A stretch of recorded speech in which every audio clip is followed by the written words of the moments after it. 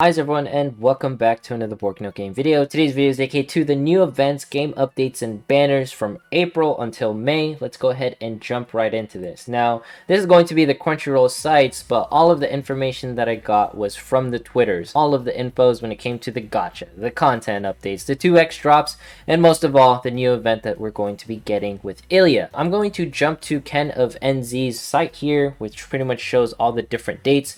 Misato banner is going to be ending in the next 7 days and 4 hours, 2x hard drop 2 days and 18 hours, 7 days, 18 hours, so on and so forth as of this recording. Make sure to support KenofNZ because he is absolutely amazing for maintaining this site. Vampire Hunter with Illya is going to be appearing in the next 7 days, same with her banner. So the thing that I want us to know is that this event is roughly going to be 3 weeks, right? And I'm not sure if you can see this, but this is May 18th. That is when the event is going to be ending. Particularly curious because the content update is going to be starting at May 12th. So we're going to have some in-between time between the event and the actual game updates, but let's go ahead and jump right into the banners. When it comes to Illya, I do not think that she is a must pull. We'll go more into it as to why. If she is your waifu, then you pull. I'm going to be pulling because I think she's a waifu. She has other forms, alright? So she might look like this some days, and then she might look like this other days. I just want to say that. I don't want to say any more spoilers, but this is going to be a fantastic banner.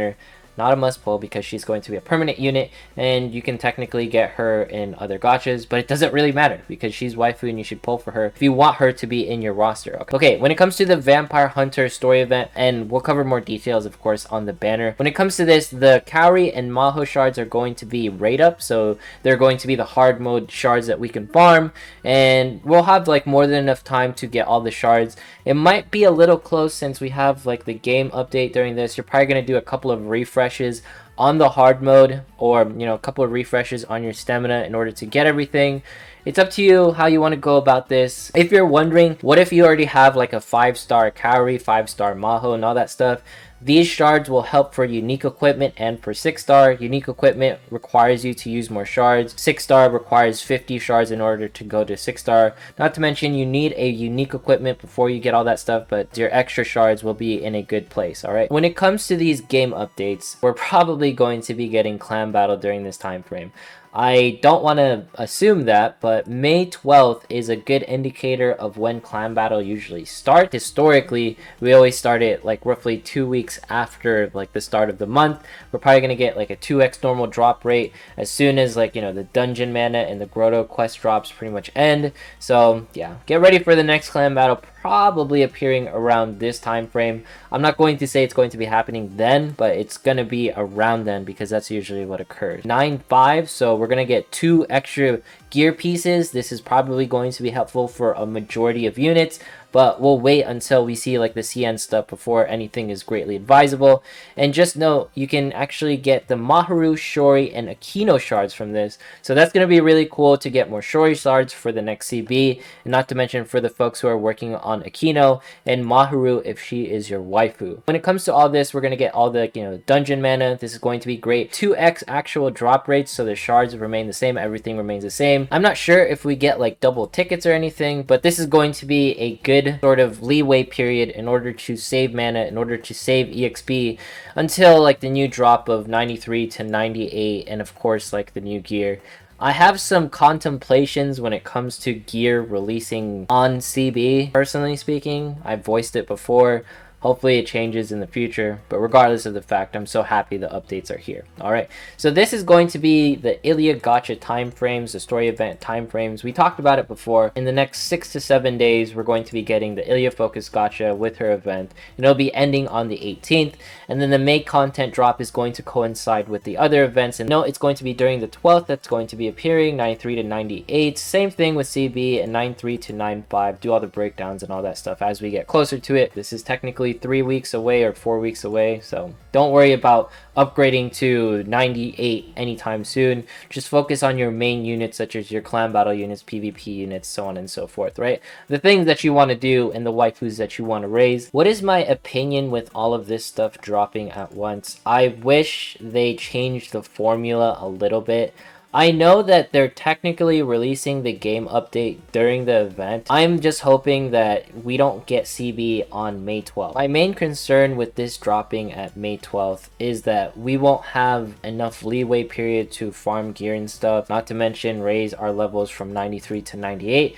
Because what happens is whoever gets from 93 to 98 quicker, and whoever can get all of the gear from 93 to 95 the most efficiently, then those guilds and clans will have like the leg up. But I just want them to change that so that people aren't really scrambling in order to reach higher ranks in clan battle.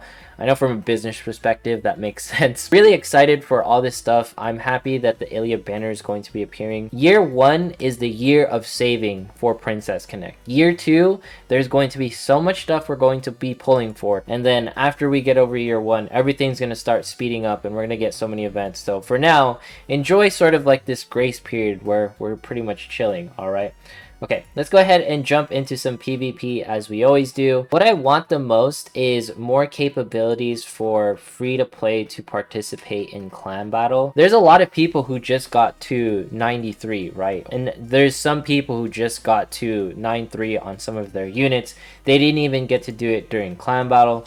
And for it to appear now, it rubs them the wrong way, and it would rub me the wrong way. But at the end of the day, I'm just happy that Princess Connect is a fairly casual game. You can play it 30 minutes a day, and you don't really have to worry about much. It is not something where you miss a day and you can't catch up. I would say that if you miss a day, you do lose out on some resources, but as a casual player, they're giving us free pulls.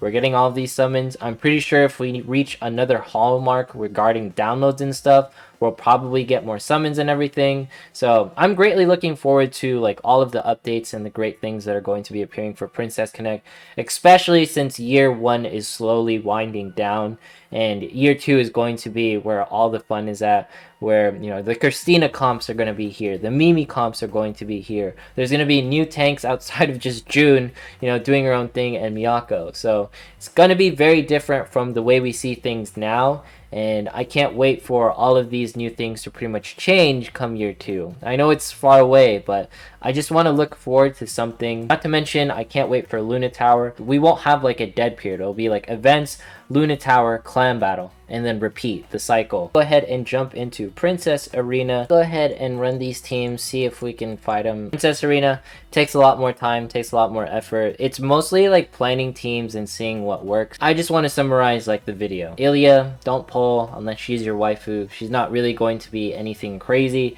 She's going to be meta relevant for the next 2 or 3 months, and she has to be 5 stars for that to work. Mind the trucks if you hear them, but for the most part, it's going to be a while until things heat up. Once the summer Karu banner drops, it's going to be like a must pull for a lot more banners, like constantly, and it's going to be difficult to say whether what's not good to pull on, because Summer Carry pretty much changes the game where magic comps are more viable, a lot more units will be dropping with like Christina. Pre-fest is going to start becoming a reoccurring thing, and yeah, it's just going to be a different game. It's not Summer Carry that's going to change the game. Half year mark to year 2 points. It's going to be one of those things where people are like, man, I sort of wish the dead periods were back in the game.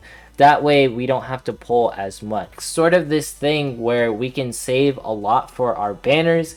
That way free to play have a time to catch up. I think that's like the wonderful thing about Princess Connect, is that there's never a time where it's like, oh, you have to do this thing or else you're going to be left behind. There's always a time where you can sort of just chill out, you can relax, you can do your own thing, and for the most part you're going to be okay where you can keep up with everyone else. Okay, we lost that fight right there. Let me know your thoughts in the comments, what you guys think about Illya and the way like it's going to sort of change PvP for a little bit.